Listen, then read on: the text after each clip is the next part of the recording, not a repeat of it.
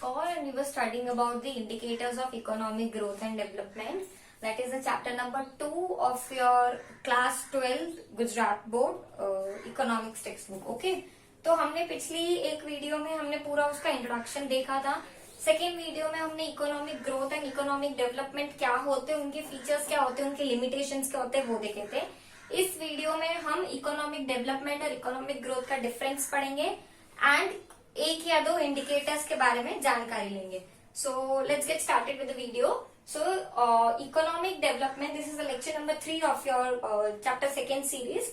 So economic development is a process. Economic development एक process है, मतलब कि वो एक सिर्फ एक झटके में नहीं हो जाता, उसको वक्त लगता है, उसका एक प्रोसेस होता है, उसको एक एक स्टेप पूरी करनी पड़ती है to achieve that economic development.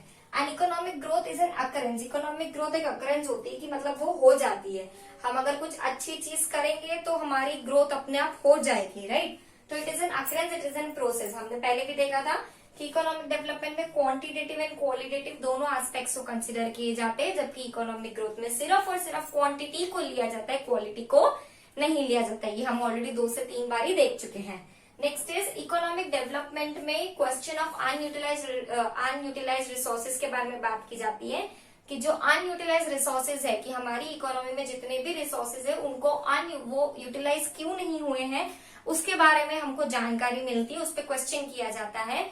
जबकि ग्रोथ की बात करें तो यहाँ पे सिर्फ और सिर्फ डिस्ट्रीब्यूशन ऑफ रिसोर्सेज की बात की जाती है कि जो रिसोर्सेज है उसको किस हिसाब से डिस्ट्रीब्यूट किया गया है. ठीक है. Next is related, it is difficult to measure and it is very easy to measure. And economic development जो है वो डेवलपिंग कंट्रीज से रिलेटेड होता है एंड इकोनॉमिक जो ग्रोथ होती है वो डेवलप्ड कंट्री से रिलेटेड होता है, क्योंकि एक डेवलप कंट्री में ग्रोथ हो चुकी है, डेवलपमेंट हो चुका है, तभी उसको आगे हमें डेवलप करने की जरूरत नहीं, क्योंकि वो ऑलरेडी डेवलप नेशन है तो उसको हमें सिर्फ ग्रो करना है. जबकि हम इकोनॉमिक डेवलपमेंट की बात करते हैं तो वहां पे डेवलपिंग और डेवलप दोनों कंट्रीज की बात की जाती है. ठीक है. And economic development is a broad concept whereas economic growth is a narrow concept. Economic development is related to only per capita income, whereas economic growth is related to only increase in per capita income. यहाँ पे decrease की बात हम करते ही नहीं. अगर per capita income में increase होगा तभी हमारी इकोनॉमिक ग्रोथ जो होगी वो इंक्रीज होगी. ठीक है. एंड ये बहुत एक स्लो प्रोसेस है और इसके कंपेयर में जो इकोनॉमिक ग्रोथ है वो डेवलपमेंट के कंपेयर में थोड़ा रैपिड है. ठीक है. And economic development is not possible without growth, whereas economic growth is possible without economic development. So this was all about your economic development and growth. हमने पिछले वीडियो लेक्चर्स में economic development क्या होता है वो पढ़ा है, इकोनॉमिक ग्रोथ क्या होती है वो पढ़ा है, उसके लिमिटेशंस के बारे में पढ़ा है, उसके कैरेक्टरिस्टिक्स के बारे में पढ़ा है. इस वीडियो में हमने उनका डिफरेंस भी पढ़ लिया है. डिफरेंस का बहुत इंपॉर्टेंट क्वेश्चन है, इसका एक डायरेक्ट क्वेश्चन बैठता है आपकी बोर्ड एग्जाम्स में. सो प्लीज स्टूडेंट्स इसको आप नजरअंदाज ना कीजिए. एंड एक बात और, अगर आप अपने टेक्स्ट बुक में से पढ़ोगे तो there is a mix interchange, मतलब हेडिंग इकोनॉमिक ग्रोथ की दी हुई है पर मैटर डेवलपमेंट का दिया हुआ है, तो उस चीज को ध्यान में रख के आपके टेक्स्ट बुक में से पढ़िएगा. ठीक है. अब हमारी बुक का नेक्स्ट टॉपिक जो है वो हमारे चैप्टर की असली शुरुआत है. असली शुरुआत इन द सेंस अब हम सबके सब इंडिकेटर्स के बारे में पढ़ेंगे. तो इंडिकेटर्स का मतलब क्या होता है, कोई भी चीज जिसको हम इंडिकेट करते हैं, किसी चीज से रिलेट करके इंडिकेट करते हैं तो उसको हम इंडिकेटर्स कहते हैं, या आप उसको फैक्टर्स कह लो, डिटर्मिनेंट्स कह लो. ठीक है. तो बहुत सारे इंडिकेटर्स जैसे पर कैपिटा इनकम हो गया, नेशनल इनकम हो गया, PQLI हो गया, ह्यूमन डेवलपमेंट इंडेक्स हो गया. तो आपकी बुक में इन 4-5 के बारे में बताया गया है. तो हम सबसे पहले शुरुआत करते हैं हमारी चलो शुरुआत करने से पहले हम जान लेते हैं कि इंडिकेटर्स जनरली क्या होता है. तो इंडिकेटर्स जो होते हैं उसको हम न्यूमेरिकल और स्टैटिस्टिकल फॉर्म में प्रेजेंट कर सकते हैं. न्यूमेरिकल फॉर्म में तो बट ऑब्वियस, क्योंकि हम क्वांटिटी के बारे में पढ़ रहे हैं तो क्वांटिटी में न्यूमेरिकल चीज अपने आप आ गई. एंड स्टैटिस्टिकल मतलब कि जो हम क्वांटिटी निकाल रहे हैं उसको हम स्टैटिस्टिक्स के फॉर्म में हम प्रेजेंट कर सकते हैं, सो दैट हमारे लिए कंपेरिजन बहुत इजी हो जाए. ठीक है. एंड तो let's get started with the first one, that is first one is growth rate of national income. आपकी बुक में सबसे पहला दिया गया है growth rate of NI. NI here is national income, don't get confused. मैं short form use कर रही हूँ। आपको एग्जाम में शॉर्ट फॉर्म यूज नहीं करने हैं, मैं समझाने के लिए, सो दैट मेरा टाइम बचे एंड हमारी स्पेस बचे, इसलिए मैं शॉर्ट फॉर्म यूज कर रही हूँ। एग्जाम में आपको शॉर्ट फॉर्म यूज नहीं करना है। सो सबसे पहला है इंडिकेटर्स आपका growth rate of national income. अब नेशनल इनकम क्या होती है? जनरली 12th क्लास में माइक्रो इकोनॉमिक्स में आपको नेशनल इनकम कैलकुलेट करना सिखाते हैं। आई डोंट नो कि आपकी फर्दर चैप्टर में ये इंक्लूडेड है कि नहीं है, होगा, so will surely learn about it और will have a separate video lecture for that national income process. Okay, so national income generally क्या होता है कि जितने भी हमारी कंट्री में गुड्स एंड सर्विसेज प्रोड्यूस हो रहे हैं उसकी बात करते हैं। एक चीज याद रखना, मैंने नाम लिया गुड्स एंड सर्विसेज, यानी कि हम इसमें सिर्फ और सिर्फ रियल चीजों को करते हैं, मनी को हम निग्लेक्ट करते हैं, मनी को हम निग्लेक्ट करते हैं। रियल फ्लो का मतलब ही होता है गुड्स एंड सर्विसेज से, ठीक है। अगर आपने नहीं पढ़ा है तो मैं आपको बता दूं, इकोनॉमी में दो फ्लोज होते हैं। किसी भी इकोनॉमी में दो फ्लोज होते हैं, एक होता है रियल फ्लो, एक होता है मनी फ्लो। रियल फ्लो मतलब वो फ्लो जो कि गुड्स एंड सर्विसेज से रिलेटेड होता है, मनी फ्लो मतलब वो फ्लो जो सिर्फ पैसों से रिलेटेड होता है। तो जब हम नेशनल इनकम की बात करते हैं तो हम सिर्फ और सिर्फ रियल फ्लो को कंसिडर करते हैं, मनी फ्लो को कंसिडरेशन में नहीं लेते। तो ये चीज आपको बहुत इंपॉर्टेंट है जानना। एंड रियल फ्लो को जब भी हम लेते हैं तो उनकी कांस्टेंट प्राइस पे लेते हैं, करंट प्राइस पे हम नहीं लेते हैं। हम हमेशा उनको कांस्टेंट प्राइस पे लेते हैं, करंट प्राइस पे नहीं लेते हैं।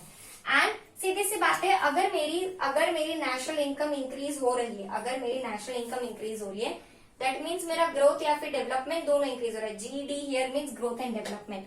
अगर मेरी नेशनल इनकम इंक्रीज हो रही है दैट मीन्स मेरा ग्रोथ एंड डेवलपमेंट दोनों इंक्रीज हो रहा है। पर अगर मेरी नेशनल इनकम डिक्रीज हो रही है दैट मीन्स कि मेरा ग्रोथ एंड डेवलपमेंट दोनों ही डिक्रीज हो रहा है। बट व्हाट इफ अगर मेरी जो नेशनल इनकम है वो स्टैग्नेंट है? अगर मेरी नेशनल इनकम स्टैग्नेंट है, यानी कि नेशनल इनकम जो है वो कांस्टेंट है, तो जो हमारा डेवलपमेंट है वो अंडर है। अंडर है मतलब कि कहीं ना कहीं बहुत ज्यादा कमी रह रही, ना हम डेवलपिंग में आ पा रहे, ना हम डेवलप में आ पा रहे, हम अंडर डेवलपिंग में है, ठीक है। So growth rate of national income में हमने क्या पढ़ा कि इसमें हम सिर्फ और सिर्फ रियल फ्लो के कंसेप्ट को कंसिडर करते, that is the flow of goods and services. Money flow को हम कंसिडरेशन में नहीं लेते हैं। हम रियल फ्लो को भी कांस्टेंट प्राइस पे लेते हैं, उनकी करंट प्राइस पे नहीं लेते हैं। और नेशनल इनकम बढ़ती है दैट मीन्स हमारा इकोनॉमिक ग्रोथ एंड डेवलपमेंट दोनों बढ़ रहा है। अगर हमारा नेशनल इनकम घट रहा है दैट मीन्स हमारी ग्रोथ एंड डेवलपमेंट दोनों कम हो रही है। अगर हमारा नेशनल इनकम कांस्टेंट रह रहा है दैट मीन्स हमारी जो ग्रोथ एंड डेवलपमेंट है वो अंडर चल रही है, अपने रेट से भी बहुत ज्यादा नीचे चल रही है, ठीक है। अब इसकी कुछ लिमिटेशंस है, हम लिमिटेशंस के बारे में जान लेते हैं। हर एक फैक्टर के अपने एक लिमिटेशन है। अगर बारिश धरती को फर्टाइल करने के लिए जरूरी है तो उसके कहीं ना कहीं लिमिटेशंस भी है। सो उसी तरह से हर एक फैक्टर के अपने अपने कुछ लिमिटेशंस है। इसका पहला लिमिटेशन है डिफिकल्टी इन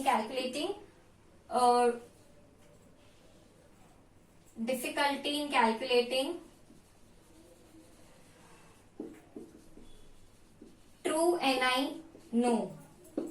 मतलब जैसे कि मैंने बोला कि ये सिर्फ और सिर्फ एस्टिमेट्स पे बेस होती है। याद रखना, ये सिर्फ और सिर्फ एस्टिमेट्स पे बेस होती है, ये हमें एग्जैक्ट डेटा कभी नहीं देता है। जो growth rate of national income है वो हमें एग्जैक्ट डेटा कभी नहीं देता है। अब आप पूछोगे एग्जैक्ट डेटा क्यों नहीं देता है, तो इसलिए नहीं देता है क्योंकि यहाँ पे हम सिर्फ और सिर्फ कांस्टेंट प्राइस को करते हैं और यहाँ पे मनी फ्लो को निग्लेक्ट कर रहे हैं। यानी कि हम सिर्फ और सिर्फ गुड्स एंड सर्विसेज की बात करते हैं, वो भी उनके कांस्टेंट प्राइस पे, इसलिए हमें कभी भी एग्जैक्ट इन्फॉर्मेशन नहीं मिलती है। सो जो national growth rate of national income है वो फेल हो जाती है हमें true colour of national income दिखाने पे, हमें सही रेट पता नहीं चलता है। दूसरा है पॉपुलेशन, तीसरा है डिफरेंट मेथड्स।